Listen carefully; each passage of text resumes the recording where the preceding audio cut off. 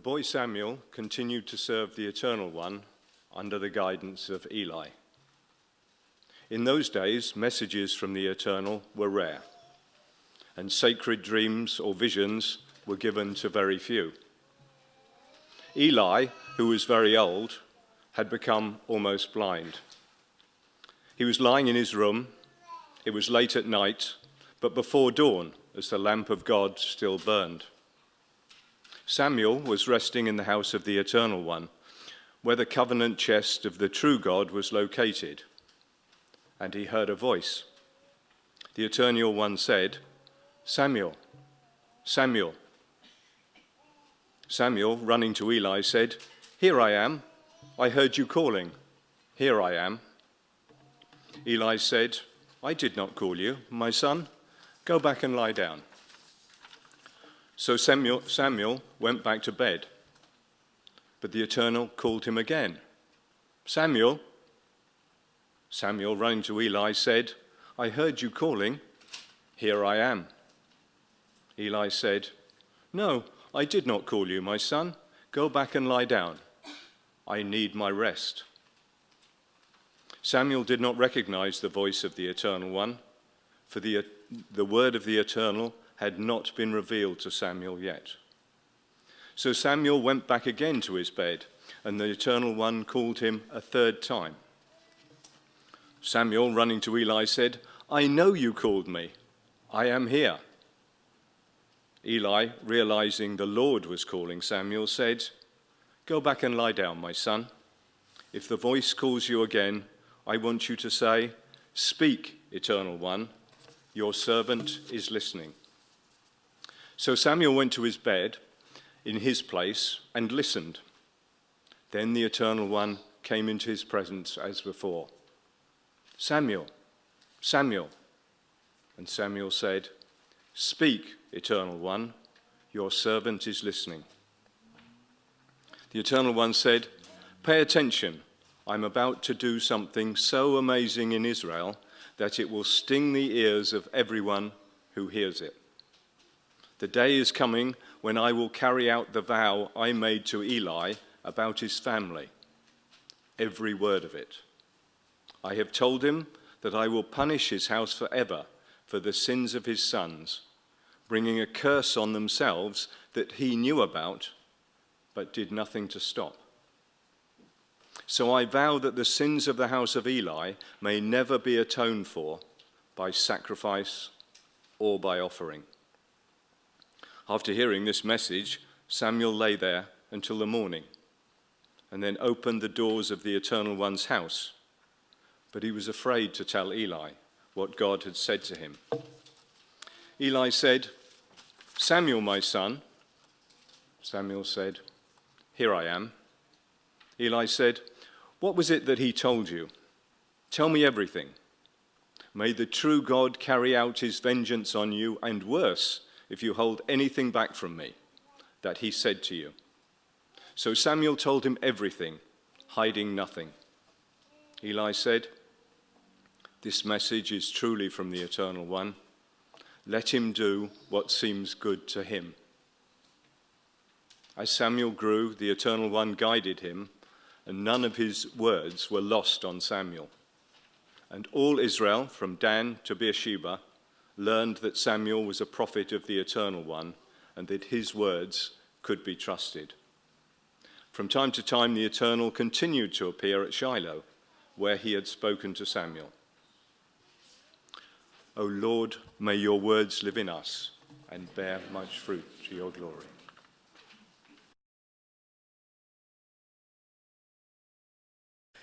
Let me start with telling a story, friends, about a man in his 70s. So he's 75 years old, and his name is Arthur. This is not a true story, by the way, but it's a good story. His name is Arthur, and Arthur loves to play golf. And golf is not only a game. For Arthur, it is his passion. And I can see many of you nodding, and that's your passion as well. But one day, Arthur comes back home, and he surprises his wife when he says to her, "I don't think I'll play golf any longer. I'm done with golf." And his wife was so surprised, and he said, "But why? You love golf. That's your life." And then Arthur says, "But I'm getting old, and my eyes are failing me.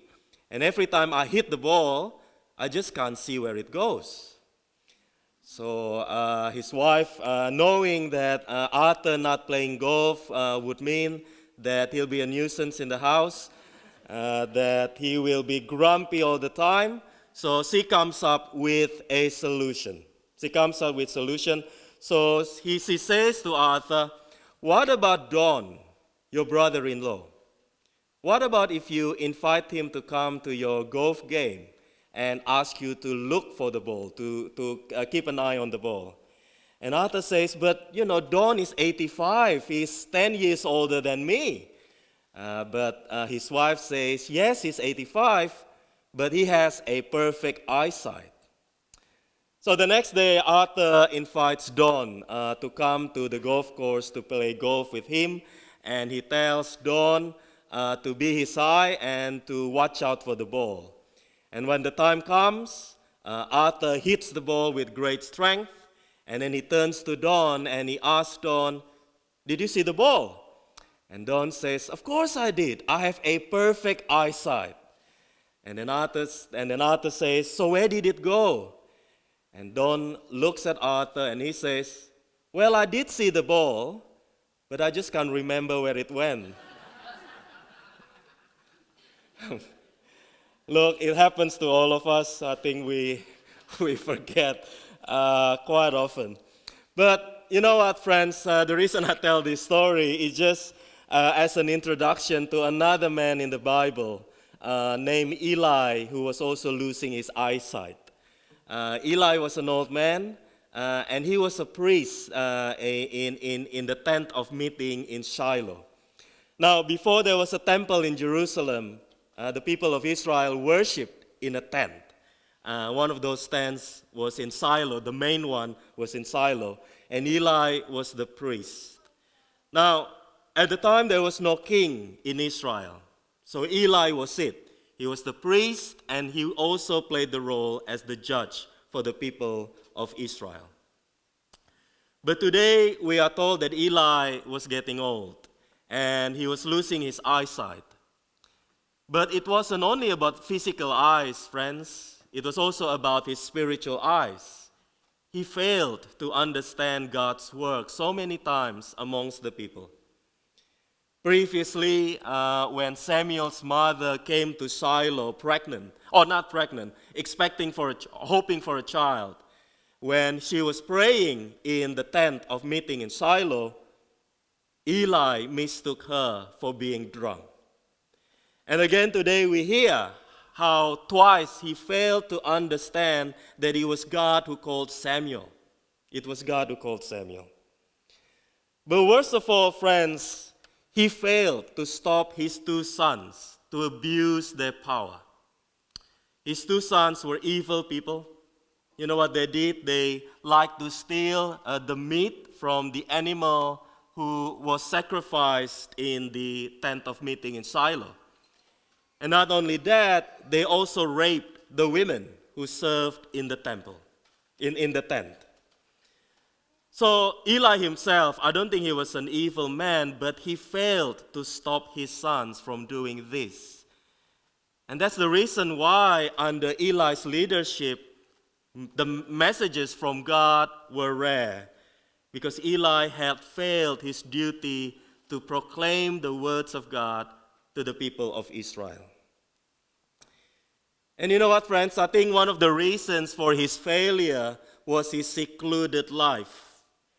Eli, as the priest and the judge of Israel, he lived in the comfort of the complex of the tent of meeting in Shiloh instead of amongst the people. And because of that, he often failed to understand what God was doing in the midst of the people. In stark contrast to Eli, Samuel, he worked mainly from amongst the people. Now Samuel would replace Eli as the leader of Israel, but he was more of a prophet than a priest. So he would move from one place to another, proclaiming the words of God. And that is the reason why his works was far more efficient and impactful than Eli's work, and God used him greatly. So friends, in the Old Testament, Israel experienced God not as a static God, but as a mobile God. In the Old Testament, God moved all the time with the people. God moved with Abram when Abram was called to leave the land of his father to Canaan. And then God moved with Jacob's family from Canaan, from famine in Canaan to Egypt. And then again, God moved with the people from slavery in Egypt to freedom. See, when the people of Israel encountered God in Mount Sinai in the middle of the desert, God did not stay on the top of the mountain. God moved with the people. And I don't know whether you remember the story about King David saying to God that he would like to build a temple, a great temple for God to live as a place of dwelling for God. And God said, no. The reason being, because the God of Israel was the God who always moved with the people. And that's the reason why, again, before there was a temple in Jerusalem, friends, Israel worshipped in a tent, a big tent. But it was a tent nonetheless. And the reason being, because with a tent, they could fold up the tent, and then they could carry the tent with the people. And just like God would go wherever the people went. So just like God is amongst the people, friends, today we are reminded that we are also to be amongst the people, amongst the community. The best place for us to find God and to experience God is not in a beautiful cathedral, but amongst the people where God is.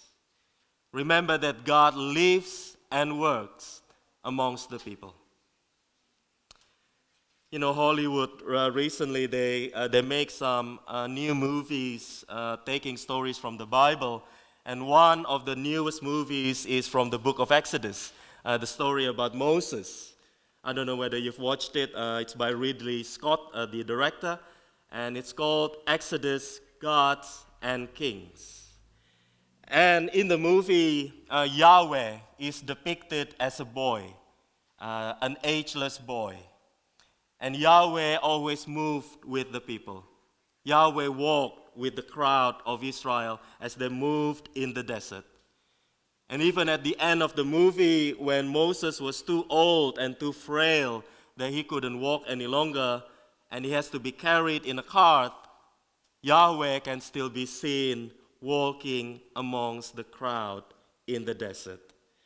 And I just think that's a beautiful image of our God walking with us in the journey of life. And this idea of God walking and living amongst us, friends, is being carried forward in the New Testament. And we hear in the beginning of John's Gospel, John proclaims that God took on flesh and became human and lived amongst us. And if you read the original Greek words, the words actually say that God pitched God's tent and lived amongst us.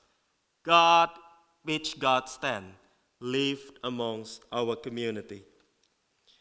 And remember that in the Gospels, Jesus found his disciples not in their private time. Remember where Jesus found them? Jesus found them when they were up and about, when they were busy with their lives, with their field of works, as fishermen, and also as tax collector. So indeed, friends, we find Christ. Or I think it is more accurate to say that Christ finds us. Not when we are secluding ourselves from other people or in the privacy of our lives, but when we are amongst the people. Christ finds us when we are busy with the work of the kingdom. And Christ finds us in the hardship of life, in those unexpected places, and in those unexpected people. Now, of course, Christ finds us in our study time, in our prayer time. But remember, friends, that we will miss the opportunity to deepen our faith if we do not go where he is, and that is amongst the people. There is a story about a rich woman, and this is a true story, not a joke. A rich woman who visited Mother Teresa in Calcutta in India. And she would like to donate to the work of Mother Teresa in Calcutta. So when she met Mother Teresa, she pulled out a checkbook from her purse. And then she said to Mother Teresa, "How can I help you?" And Mother Teresa, instead of giving her a number, she pushed the checkbook back into her purse, and then she grabbed the woman's hand, and then she said to her, "Come and see." And then she took the woman to a poor place, to poor area in Calcutta, and there she found a little boy, a poor boy, and he was hungry. He was in a very bad state. And Mother Teresa said to the woman, "Look after him." And the woman took the boy, and she fed the boy. And there and then, friends, she truly understood the depth and the impact of Mother Teresa's work in the slums of India. So what we need, friends, is the attitude that Samuel showed when God called him in the book of Samuel. When God called Samuel, he said, remember? He said, "Here I am, here I am." Or in Hebrew is hineni, hineni. Remember that, hineni, here I am. And that wasn't the first time that the expression was being used in the Bible. It was being used multiple times by different people.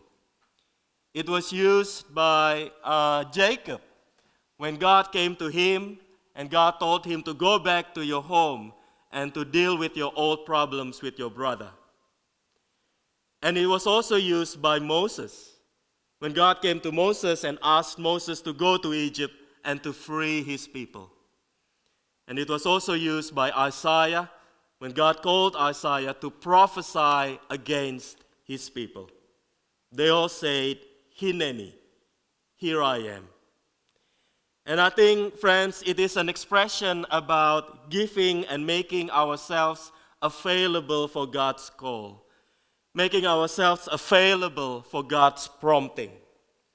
It is about finding space for God and for his plan in our life, even with our busy calendar. It is about emptying ourselves from our preconceptions, from our prejudices, from our predictions.